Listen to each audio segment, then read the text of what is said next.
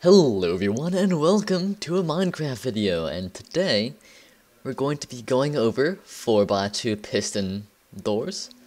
As you can see, this piston door is 4 blocks high and 2 blocks wide.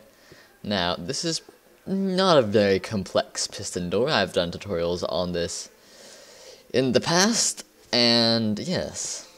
So I've just simplified it more, made it more compatible with 1.2, and taken advantage of the many things that 1.2 offers in the means of redstone and such. So, pretty notable thing is how the piston blocks are powered. They're very compact, I'd say, the way they're powered. All we have here is a single torch. Excuse me, I'm saying too much, but we have. We have a single redstone torch powering these bottom 2 blocks.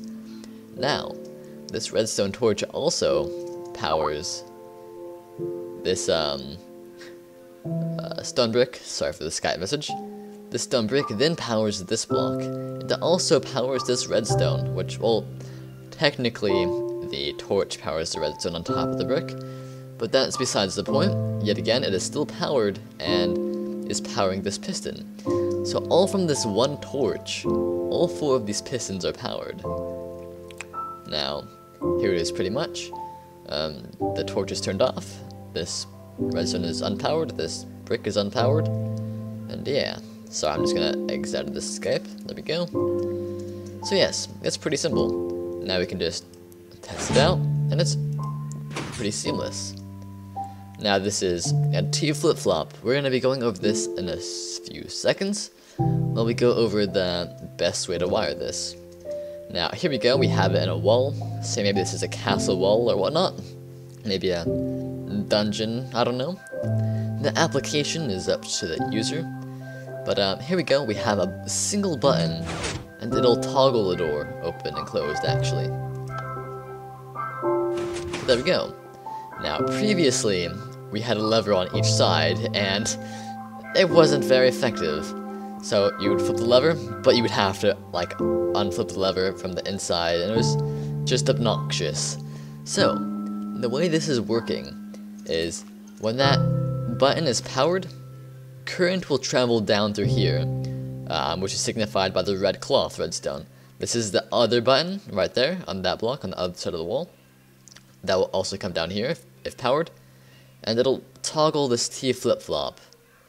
Now, the way the T flip-flop works is there's 2 pistons, which move a single block, and this block will hover over when it's toggled. Alright, sorry. The T flip-flop has 2 states. It has on and off. Currently, it is in the off state, because it is not powering this redstone output right here.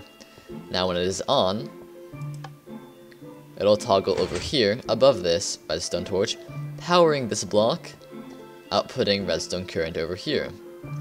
Now, the way this works is you have the current goes on here, turns those 2 redstone torches off, toggling the pistons. Now, the way that the Minecraft piston system works is that it'll just toggle back and forth, pretty much. I'm not going to go into too much detail on that, but that's pretty much all you need to know. It'll go back and forth. When it's powered and unpowered, it'll toggle. So yeah. So that's pretty much how it works. We have the 2 inputs again, signified by the red cloth. It'll come down here to the T flip-flop. It'll power it. It'll toggle it. Now then this output goes both directions.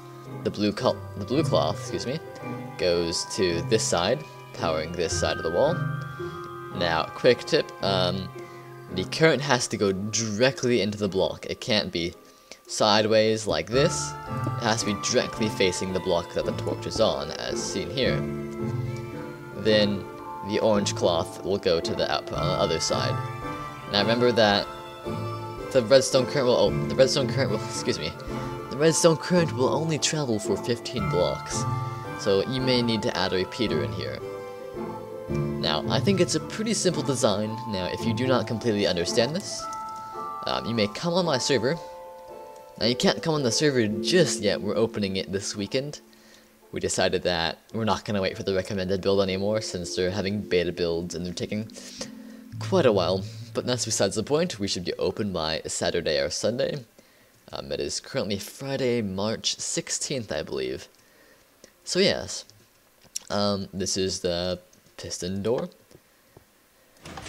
And yeah, oops, double click the button. There we go. Open it, you can come through here, and close it. Awesome. Now what I have here is this lever. Now this lever is a pretty primitive version of a locking mechanism that I have. Say this is the inside of the wall.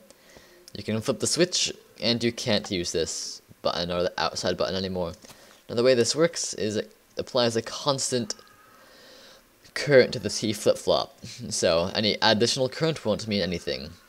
Now, excuse me, my nose is a bit itchy, but as we saw from over here on the example T flip-flop, is that it'll only switch once the current goes off.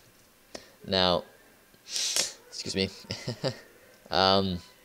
so it applies a constant current. Now, when the switch is off, it'll open the door, unfortunately.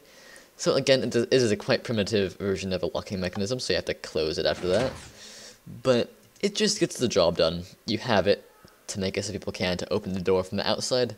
So it's there, it serves its purpose. It may add some inconvenience, excuse me. But yes, it's a pretty simple design, I think. I like the new compact way you can do the pistons. I think it may be actually the most compact way to do the pistons in this sort of manner. So yes, thank you guys for watching. Please do comment, rate, and subscribe. Do subscribe as we have new content constantly. This is actually a video reply to a user's comment on the previous 4x2 piston door. So thank you for your comment. I hope you enjoyed this video. I hope that this was helpful to you. So thanks again for watching, and I hope to see you guys soon.